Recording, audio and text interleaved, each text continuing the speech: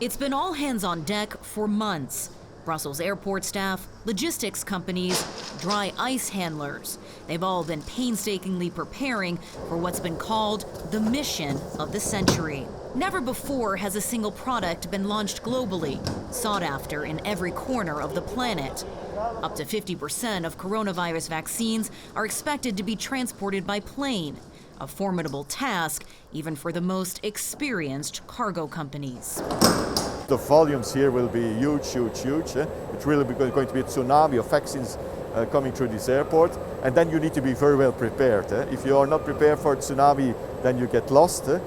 Workers at this DHL warehouse have been testing the process. When the jabs arrive, either from Pfizer's production plant outside of Antwerp or from abroad, they'll be offloaded, put through the sorter, and circulated through the high-speed maze of conveyor belts and chutes before being put on cargo planes for distribution.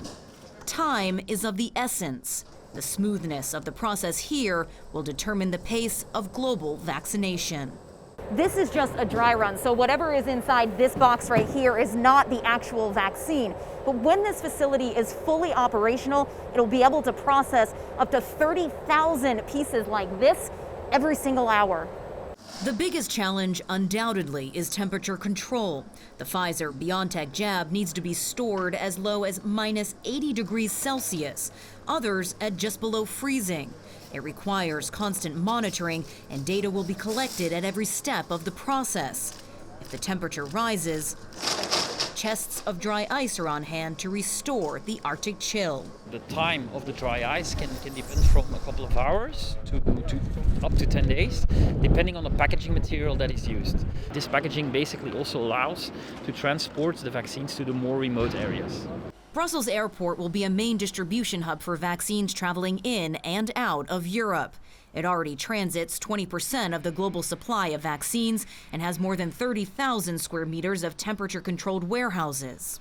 It feels a bit like a final test we are preparing for. We have learned a lot going through that process and that we are ready to start handling live shipments. Some shipments have already taken place, positioning small quantities of the vaccine for quick delivery once they're approved for use. But large-scale distribution isn't expected until January, when cargo planes will be carrying some of the most precious cargo ever transported.